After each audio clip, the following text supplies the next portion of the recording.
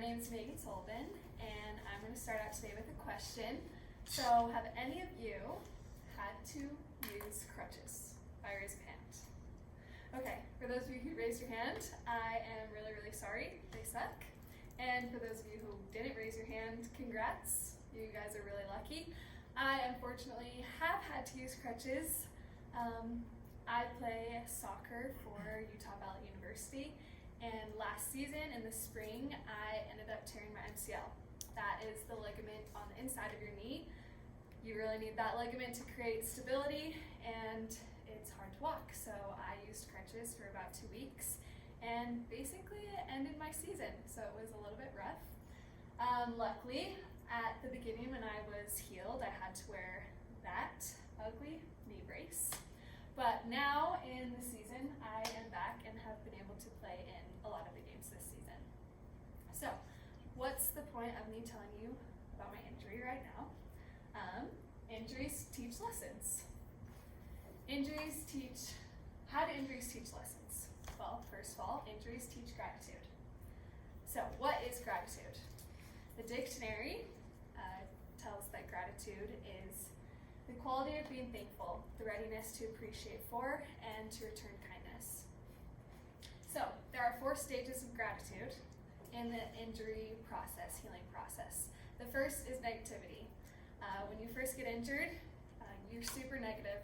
You're thinking, why did this happen to me? This is the worst thing ever. And you just feel bad for yourself. The next stage is frustration and anxiety. Frustration that you aren't playing right now, the sport you love, and then anxiety kicks in when you feel like you're not going to be able to play again. Then comes gratitude.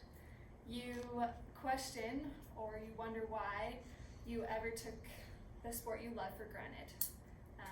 You start to be grateful for your coaches, your teammates, your parents, and pretty much everyone that helped you to get to this spot and play the sport you loved.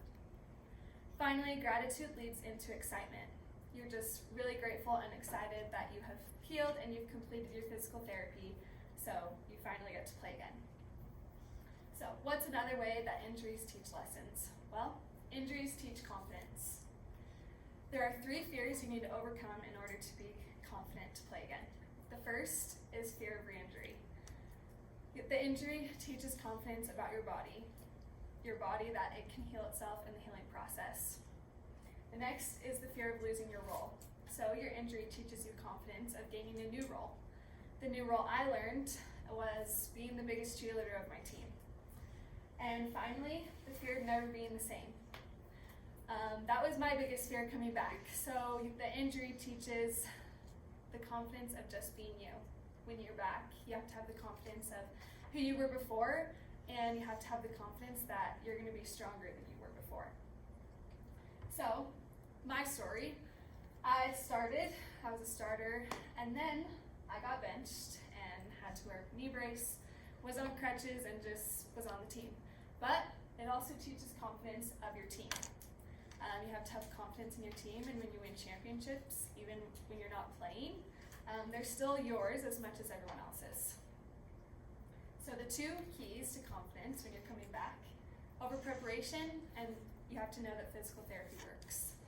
Over prepare in a way that you have done everything you can, and the only thing you can feel is confident.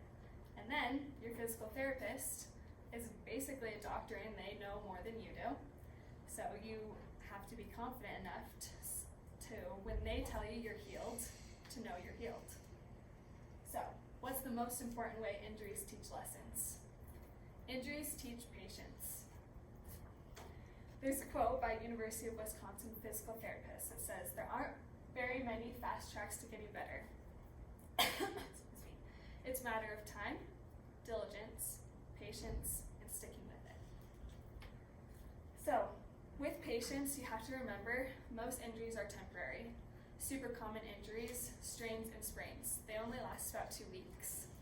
Then you have your fractures, which can last up to about a month. Then you have your more severe, which can last up to 3 months.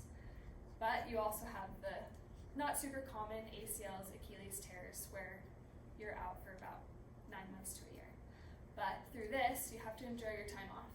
everything happens for a reason, and you have to be able to believe that this happened for the better, and you're going to become stronger because of it.